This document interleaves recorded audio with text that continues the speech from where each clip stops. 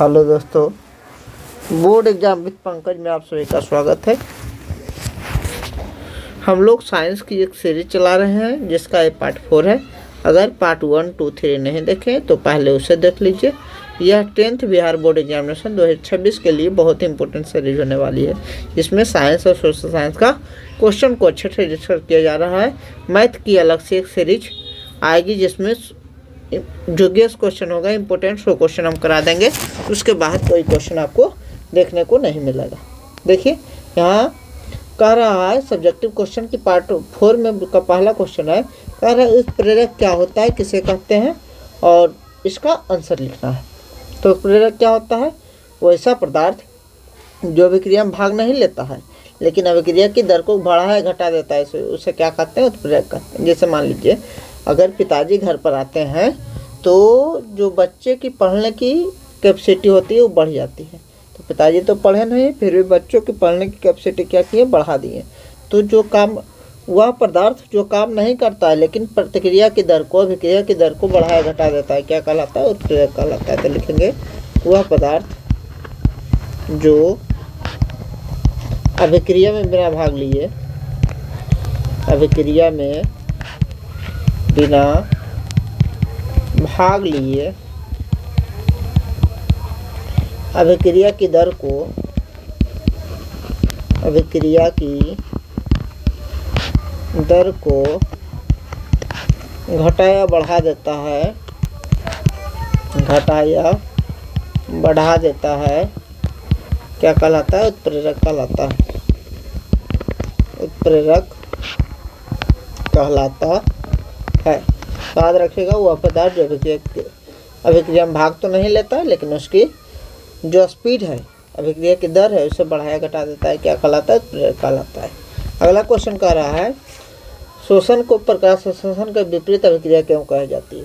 तो हम जानते हैं शोषण की अभिक्रिया में ऊर्जा जो होती है निकलती है, उसमें क्या होती है? उसमें निकलती है। उष्मा निकलती है तो उसे क्या कहते हैं? उष्मा जिस अभिक्रिया से उष्मा निकलती है उसे कहते हैं उष्माक्षेपी अभिक्रिया। क्या बोलते हैं? उष्माक्षेपी।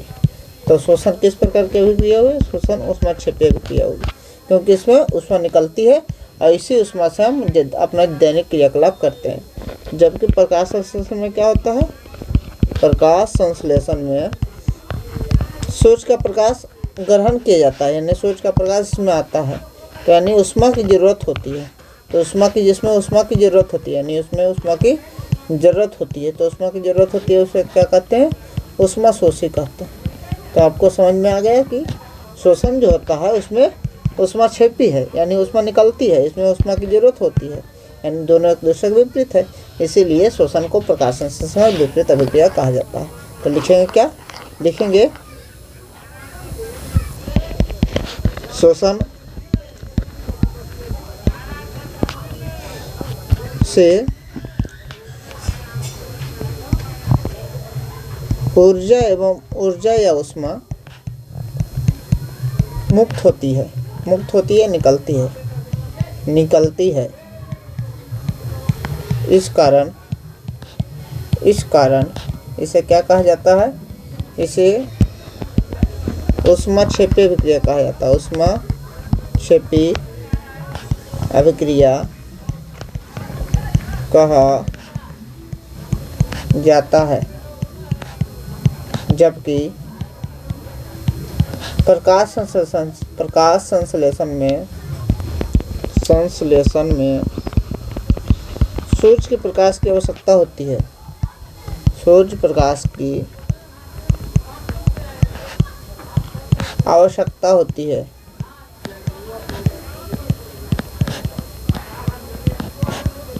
इस कारण इसे उष्मा शोषी, यानी उष्मा का शोषण हो रहा है, उष्मा लिया जा रहा है, उष्मा शोषी अभिक्रिया कहते हैं। एक को बोले उष्माक्षेपी, दूसरा कहते हैं उष्मा शोषी। यही कारण है कि दोनों को विपरीत, एक दूसरे के विपरीत अभिक्रिया कहा जाता है। यही कारण है कि शोषण को प्रकाश संश्लेषण का विपरीत क्रिया माना जाता है, विपरीत अभिक्रिया माना जाता है, विपरीत अभिक्रिया माना जाता है। अगला देखिए, कह रहा है संतुलित रासायनिक समीकरण किसे कहते हैं, इसे संतुलित करना क्यों जरूरी है। क्या बोल रहे हैं, जैसे मान लीजिए Mg प्लस O2 कहें और बना MgO, तो अभी तक देखिए इसमें ऑक्सीजन 2 है, इसमें 1 है, तो ऐसा इसको संतुलित नहीं कहते हैं। जब इसको अभिकारक बोलते हैं, इसको बोलते हैं उत्पाद। अभिकारक और उत्पाद में परमाणु की संख्या बराबर होना चाहिए, यानी यहाँ 2 लगाएंगे, यहाँ 2 लगाएंगे तो देखिएगा Mg भी 2 हो जाएगा, यहाँ भी 2 है, ऑक्सीजन यहाँ 2 है, ऑक्सीजन यहाँ भी 2 है, यानी वैसा रासायनिक समीकरण जिसके उत्पादक, इस बगल को कहते हैं उत्पादक, इस बगल को कहते हैं प्रतिफलीय उत्पाद, जिसके अभिकारक और प्रतिफल में उत्पाद में परमाणुओं की संख्या बराबर हो जाए, उसे क्या कहते हैं, संतुलित रासायनिक समीकरण। पहले लिख लेते हैं, तो वैसा रासायनिक समीकरण, वैसा रासायनिक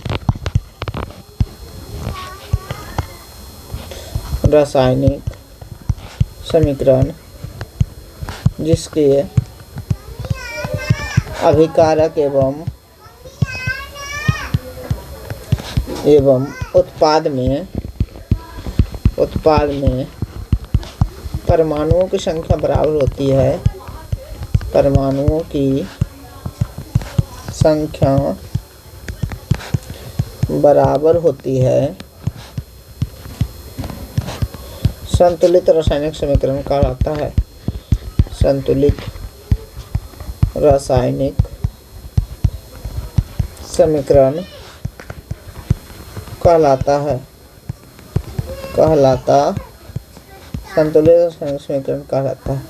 इसे संतुलित करना क्यों जरूरी है, क्योंकि संतुलित करने से क्या होता है, Mg प्लस O2 मान लीजिए कि है, अब क्या किए MgO, यहाँ 2 लगाए, यहाँ 2 गुने Mg का द्रव्यमान जो होता है 24 होता है, प्लस ऑक्सीजन का कितना होता है 16 गुना 2, 24 दूना 48 प्लस 16 दूनी 32 जोड़ेंगे तो 80 आ जाएगा, यानी इस बगल भी 80 आएगा, 2 × 24 प्लस 16, यहाँ देखेंगे 2 × इसको जोड़ेंगे 40 आएगा, 40 दूना 80, यानी इसको बैलेंस करने से हमको फ़ायदा क्या होता है, क्योंकि अभिकारक और उत्पाद में का जो द्रव्यमान हो जाए वो सेम हो जाए, इसे क्या कहते हैं, द्रव्यमान संरक्षण का नियम। तो इसमें लिखते हैं द्रव्यमान संरक्षण के नियम को पालन करने के लिए इसे संतुलित करना जरूरी होता है।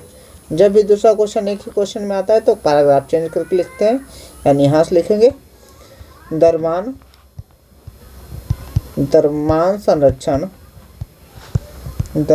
संरक्षण के नियम को पालन करने के लिए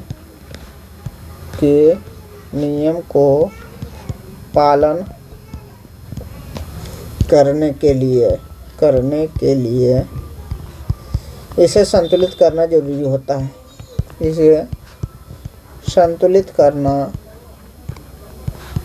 जरूरी होता है। द्रव्यमान संरक्षण का नियम क्या है, अगर पूछ ले कभी तो याद रखिएगा, उत्पादक का द्रव्यमान अभिकारक का द्रव्यमान उत्पाद के द्रव्यमान के बराबर होता है, इसे क्या कहते हैं, द्रव्यमान संरक्षण का नियम कहते हैं। अगला देखिए, कह रहा है भर्जन और निस्तापन में अंतर बता दें। जब भी अंतर लिखना होता है इसे इस प्रकार हम लिख सकते हैं, भर्जन है, यहाँ क्या है, निस्तापन। तो दोनों का पहले तो परिभाषा आपको ध्यान होना चाहिए, जिसका भी आप अंतर लिख रहे हैं तो परिभाषा ध्यान होना चाहिए। तो भर्जन निस्तापन होता क्या है, तो होता है दोनों ऑक्साइड बनाने की क्रिया, यानी किसी भी तत्व में ऑक्सीजन जोड़ने की क्रिया, जिसे भर्जन भी कहते हैं, निस्तापन भी कहते हैं। एक इसमें जोड़ा जाता है, तो देखिए एक चीज़ ध्यान रखिएगा, अगर किसी धात्विक ऑक्साइड, यदि किसी धात्विक ऑक्साइड, मान लीजिए Mg का ऑक्साइड है, इसमें ऑक्सीजन को जोड़ें और किसमें, ऑक्सीजन की अनुपस्थिति में ऑक्साइड अगर उसको बनाए तो उसे क्या कहते हैं, निस्तापन कहते हैं। यदि किसी चीज़ को, मान लीजिए जलीयन को, इसमें ऑक्सीजन जोड़े लेकिन इसमें क्या, ऑक्सीजन की उपस्थिति में जोड़े और उसको ऑक्साइड बना दिए तो उसे क्या कहते हैं, भर्जन कहते हैं। इसे बनाया क्यों जाता है, इसे बनाने के पीछे का रीजन है क्या है, कि जितने भी अयस्क होते हैं, अयस्क का मतलब जो खनिज, खन के निकाले उसे खनिज कहते हैं, अगर उसमें धातु की मात्रा अधिक हो जाए तो उसे क्या कहते हैं? अयस्क कहते हैं।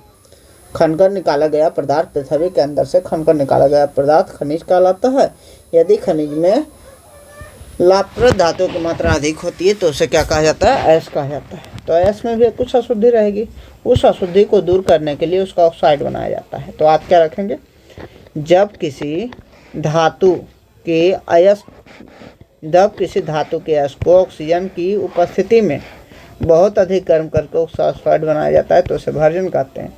जब किसी धात्विक ऑक्साइड धातु के अयस्क को ऑक्सीजन की उपस्थिति में गर्म करके उससे ऑक्साइड बनाया जाता है तो उसे क्या कहते हैं? निस्तापन कहते हैं। यानी दोनों में याद रखेगा, अगर ऑक्सीजन की उपस्थिति रहेगा तो उसे भर्जन कहेंगे, ऑक्सीजन की अनुपस्थिति रहेगा तो उसे क्या कहेंगे? निस्तापन कहेंगे। परिभाषा दोनों अच्छे से हम लिख देते हैं, एक बार अच्छा सा आपको पढ़ लेना है केवल।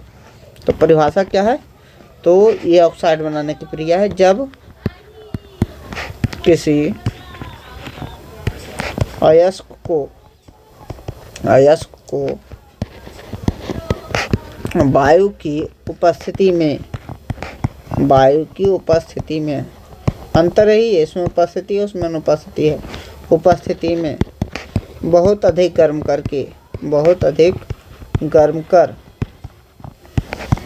कर ऑक्साइड बनाया जाता है। ऑक्साइड बनाया जाता है क्या कहलाता है? भर्जन कहलाता है। भर्जन कहलाता है। इसका परिभाषा क्या देंगे? जब किसी अयस्क को वायु की अनुपस्थिति में या वायु की सीमित मात्रा में, कम मात्रा में अनुपस्थिति में बहुत अधिक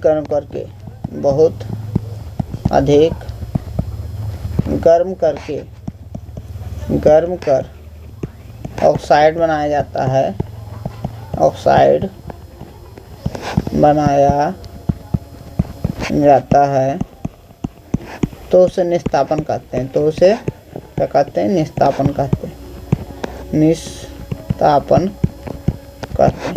दूसरा बात याद रखिएगा, जो भर्जन विधि से अयस्क का ऑक्साइड बनाया जाता है उसमें क्या भर्जन में आपको याद रखना है सल्फाइड अयस्क का ऑक्साइड बनाया जाता है। इसमें सल्फाइड जैसे जडीनियस है, इसमें जिंक सल्फाइड है, तो जो भी सल्फाइड अयस्क रहेगा तो उसका ऑक्साइड किस विधि से बनाया जाएगा? भर्जन विधि से बनाया जाएगा। इसमें सल्फाइड अयस्क का ऑक्साइड बनाया जाता है। ऑक्साइड बनाया जाता है। इसमें याद रखना है, इसमें कार्बोनेट है CO3 कार्बोनेट, जिसमें CO3 रहेगा उसके अयस्क का ऑक्साइड बनाया जाएगा निस्तापन विधि से। इसमें कार्बोनेट अयस्क का ऑक्साइड बनाया जाता है। ऑक्साइड बनाया जाता है। दोनों चीज़ें अच्छे से ध्यान रखिएगा। जब कहेंगे वायु की अधिक मात्रा में बहुत अधिक गर्म करके ऑक्साइड बनाया जाता है, अधिक मात्रा यानी उपस्थिति तो भर्जन कहेंगे, कम मात्रा यानी उपस्थिति या उसे क्या कहेंगे? निस्तापन कहेंगे। अब देखिए 5 नंबर का क्वेश्चन आता है बोर्ड में, बार बार इस प्रकार का क्वेश्चन आता रहता है। क्वेश्चन क्या है? कह रहा है प्लास्टर ऑफ पेरिस का रासायनिक सूत्र, रासायनिक नाम, बनाने की विधि तथा उपयोग को लिखिए।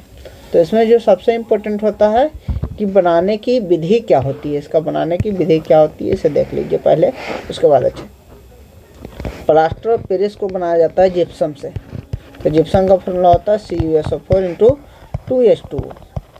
इसको क्या किया जाता है? गर्म किया जाता है। गर्म का मतलब त्रिभुज पार देते हैं, इसका मतलब केमिस्ट्री में प्रतीक होता है, इसे हीट किया जा रहा है, गर्म किया जा रहा है। होता क्या है? CuSO4 × ½ H2O अगर बचता है तो इसे क्या कहते हैं? इसे प्लास्टर ऑफ पेरिस कहते हैं। यानी फार्मूला तो बहुत आसान है, कैसे बनाया जाता है? जब जिप्सम को गर्म किया जाता है तो प्लास्टर ऑफ पेरिस का निर्माण होता है। यानी ये जो समीकरण है बहुत ज़्यादा आसान है। तो प्लास्टर ऑफ पेरिस का फॉर्मूला देख चुके हैं। तो पहले कह रहा है रासायनिक सूत्र लिखिए, तो इसमें क्या करेंगे? रासायनिक सूत्र का नाम लिखेंगे, रासायनिक सूत्र देके डैश लिखेंगे। रासायनिक सूत्र क्या बताएं? अभी बताएं। इसका सूत्र क्या है? इसका सूत्र हुआ CuSO4 इंटू हाफ H2O। उसके बाद बोला रासायनिक नाम, तो रासायनिक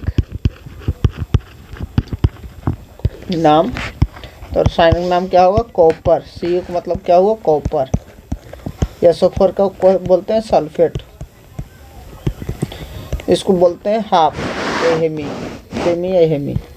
सेमी हाइड्रेट। H2O को क्या बोलते हैं? हाइड्रेट। जब भी H2O रहे उसे हाइड्रेट बोलते हैं। तो इसका रासायनिक नाम हो गया कॉपर सल्फेट सेमी हाइड्रेट। उसके बाद क्वेश्चन का है इसमें बनाने की विधि लिखिए। बनाने की विधि, तो बनाने की विधि में क्या लिखेंगे? जब जिप्सम को गर्म किया जाता है तो प्लास्टर ऑफ पेरिस का निर्माण होता है। यानी जब जिप्सम को गर्म किया जाता है तो प्लास्टर ऑफ पेरिस का निर्माण होता है। पेरिस का निर्माण होता है। यानी इसका समीकरण लिखना बहुत ज़्यादा जरूरी है। क्या बोले? CuSO4 इंटू 2H2O जिप्सम होता है। इसको हीट किए, इसको गर्म किए, तो क्या बना? CuSO4 into half H2O। इसको लिख देना। ये क्या है? ये हमारा जिप्सम, ये प्लास्टर ऑफ पेरिस हमारा बन गया। यह है हमारा प्लास्टर ऑफ पेरिस। देखिए उसके बाद कह रहा है इसका उपयोग बताइए। उपयोग तो जानते होंगे, प्लास्टर ऑफ पेरिस का उपयोग हड्डी को जोड़ने में किया जाता है। जो हड्डी में प्लास्टर किया जाता है उसका प्लास्टर ऑफ पेरिस का होता है। पहला, हड्डियों को जोड़ने में।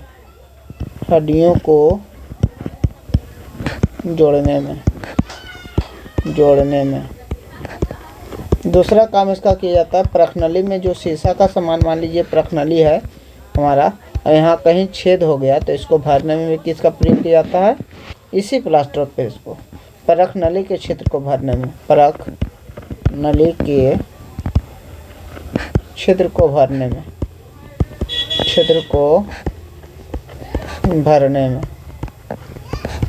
और तीसरा इसका उपयोग क्या है? इसका तीसरा उपयोग जो है सजावटी, घर के सजावटी सामान में देखे होंगे कि जो सीढ़ी रहता है उस पर देखे होंगे इस प्रकार का पलंग का जो पैर होता है उस प्रकार का ये डिजाइन बना होता है।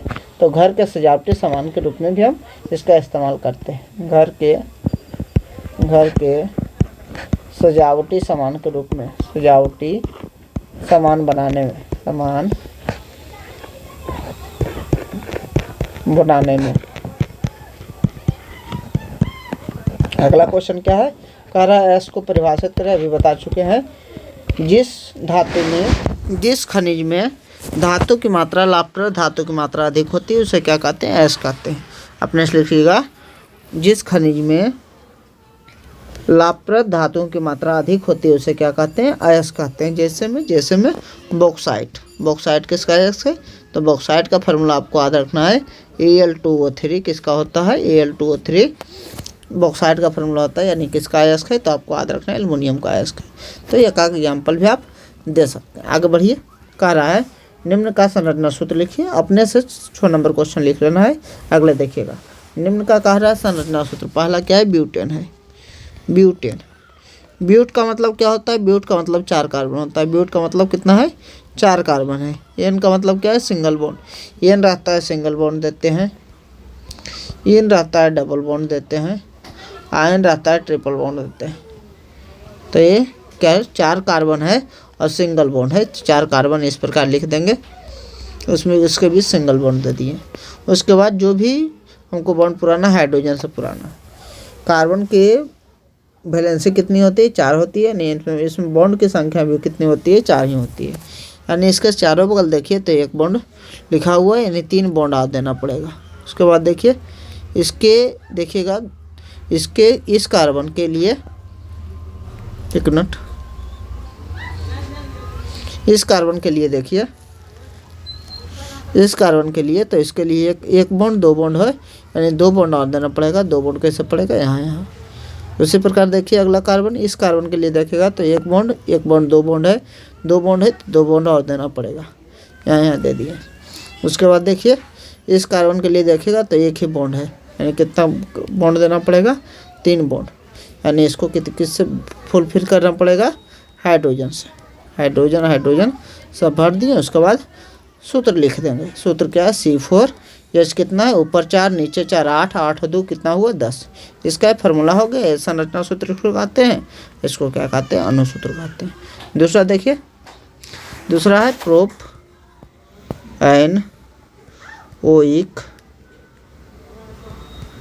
एसिड। प्रोप का मतलब क्या होता है, प्रोप का मतलब 3 कार्बन। प्रोप का मतलब कितना है, 3 कार्बन। आयन का मतलब क्या है, सिंगल बॉन्ड। ओइक एसिड का मतलब क्या है, तो ओइक एसिड का मतलब है COOH होता है। ओइक एसिड का मतलब क्या होता है, COOH। अच्छे से अगर जानते होंगे कि COOH का संरचना कैसे लिखाता है, तो C ऐसे लिखते हैं, OH इस प्रकार COOH का संरचना लिखते हैं, क्योंकि कार्बन के पास हमको 4 बॉन्ड चाहिए, तो कार्बन पर 1 2 2 2 4। हाइड्रोजन के पास हमेशा 1 बॉन्ड चाहिए, 1 बॉन्ड है। ऑक्सीजन के पास 2 बॉन्ड, 1 1 2, यहाँ भी देखिए 2 बॉन्ड हो गया। तो इस प्रकार हम संरचना लिखते हैं, आपको ध्यान रखना है। देखिए कैसे लिखाएगा इसका पूरा संरचना। 3 कार्बन है तो 1 2 3 कार्बन दे दिए। उसके बाद COOH बिठाना है, अंतिम कार्बन पर COOH बिठाते हैं, तो कैसे बोले, COOH इस प्रकार लिखना है। सो COOH इस प्रकार हम लिख दिए। उसके बाद क्या करना है, हाइड्रोजन पुराना है। जब एक इसके आसपास देखें ये पूरा कार्बन, तो 1 बॉन्ड पूरा था, यानी 3 बॉन्ड और देंगे तो 4 बॉन्ड पूरा जाएगा, यानी यहाँ 3 बॉन्ड देंगे। उसके बाद देखिए इस कार्बन के लिए गिनेंगे तो 2 बॉन्ड पूरा हुआ है, यानी 2 बॉन्ड और देना पड़ेगा, यहाँ देंगे तो हमको पूरा जाएगा, यानी 2 बॉन्ड दे दीजिए। यहाँ जो बॉन्ड दिए हैं उसके लिए हाइड्रोजन दे दीजिए। जब भी इसका संरचना लिखने सिखाए थे तो उसमें बताए थे, पहले फंक्शन ग्रुप को अलग से लिखते हैं, इसको फंक्शन ग्रुप कहते हैं। तो फंक्शन ग्रुप को अलग से क्या नाम देंगे, COOH अलग से लिख देंगे, COOH अलग से लिख देंगे। उसके बाद क्या करेंगे, इसको लिखेंगे। तो इसमें कितना कार्बन है, 2 कार्बन, तो C2H कितना है, 2 दूना 4 1 5, C2H5 COOH इसका फार्मूला होगा, लिख देंगे C2H5 COOH। ये हमारा क्या हुआ, प्रोपेनोइक एसिड। उसके बाद कह रहा है पेंटेनॉल, इसका संरचना सूत्र लिखना है PENTANAL। समझिएगा, पेंट का मतलब कितना होता है, 5 कार्बन होता है। ब्यूट का मतलब 4 कार्बन, पेंट का मतलब 5 कार्बन होता है। EN का मतलब सिंगल बॉन्ड है। AL का मतलब CHO होता है। AL का मतलब क्या होता है, CHO। उसी प्रकार बैठाइए, 1 2 3 4 5 कार्बन लिखे। उसके बाद क्या बोले, N का मतलब सिंगल बॉन्ड है। AL का मतलब CHO को बैठा है। CHO का संरचना कैसे होता है, इस प्रकार CHO का संरचना होता है। इस पर अंतिम कार्बन पर बैठा दिए हम, ठीक है। उसके बाद कैसे चलना है, हमको गिनना है और हमको क्या करना है, बॉन्ड पुराना है। तो इसके देखिए, इसके लिए 1 बॉन्ड है तो 3 बॉन्ड हमको देना पड़ेगा। इसके लिए देखिएगा तो 2 बॉन्ड है, यानी 2 बॉन्ड देना पड़ेगा। इसके लिए भी देखिएगा 2 बॉन्ड है, 2 बॉन्ड देना पड़ेगा। इसके लिए भी 1 1 2 बॉन्ड है, 2 बॉन्ड देना पड़ेगा। तो इस प्रकार हमको बॉन्ड पुराना पड़ेगा। देखिए उसके बाद जो बॉन्ड पुर गया उसमें क्या डालेंगे, हाइड्रोजन डालेंगे। Hydrogen hydrogen hydrogen hydrogen. अभी बताएं कि फंक्शन रूप को अलग से लिखते हैं, यानी CHO को अलग से लिखेंगे। उसके बाद इस 4 है तो C4 और 4 दूना 8 और 1 9, H9CHO इस प्रकार लिख देंगे, यानी C4H9CHO। इसका क्या हुआ, ये क्या हुआ, अणुसूत्र हो गया। संरचना सूत्र हो गया, यानी चवला क्या हुआ, अणुसूत्र हो गया। तो संरचना सूत्र को आपको लिखना है। अगर आपको नहीं लिखने आ रहा है तो इसमें एक वीडियो पड़ा होगा, जाकर देखिए, कार्बनिक यौगिक करके वीडियो होगा, उसमें पूरा संरचना आपको बताया हुआ होगा। अगला देखिए, सहसंयोजक बंधन क्या होता है। तो याद रखिएगा, वैसा बंध जिसका निर्माण इलेक्ट्रॉन के आदान प्रदान, इलेक्ट्रॉन के शेयरिंग से होता है। यानी एक इलेक्ट्रॉन तुम दे दो, अगला इलेक्ट्रॉन हम दे दें, इस प्रकार जो बनता है उसे क्या कहते हैं, सहसंयोजक बंध। कहेगा सहसंयोजक बंध क्या है, तो लिखेंगे वैसा बंध जिसका निर्माण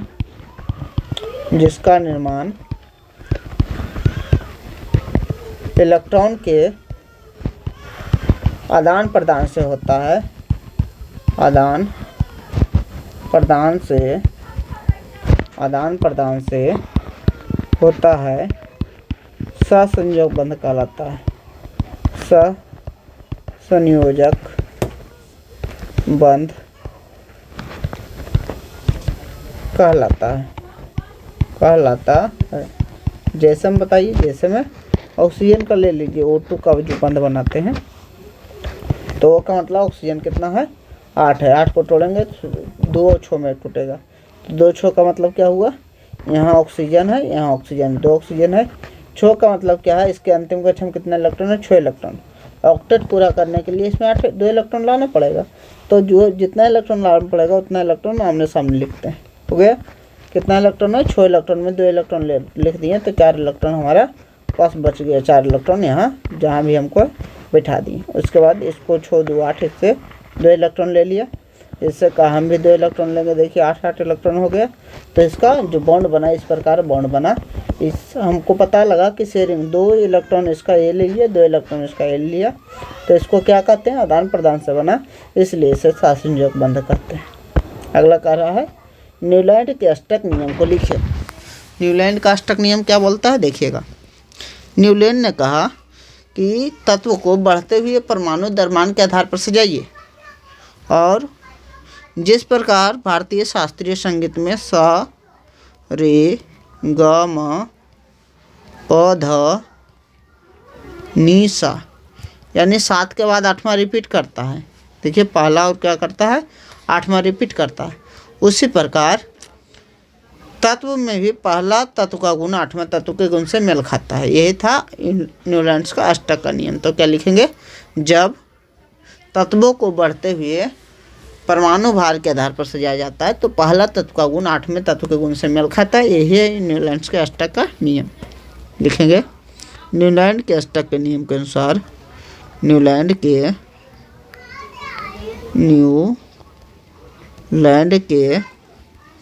अष्टक नियम के अनुसार, अष्टक नियम के अनुसार तत्व को बढ़ते हुए परमाणु भार या द्रव्यमान भार के आधार पर सजाने पर पहला तत्व का गुण 8वें तत्व के गुण से मेल खाता है।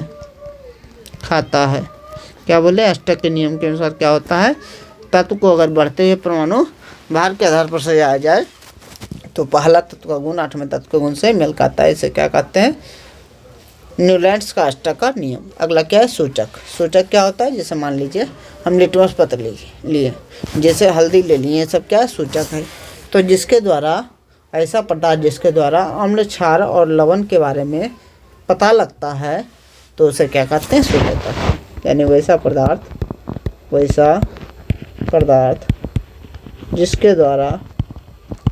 जिसके द्वारा अम्ल, क्षार और लवण के बारे में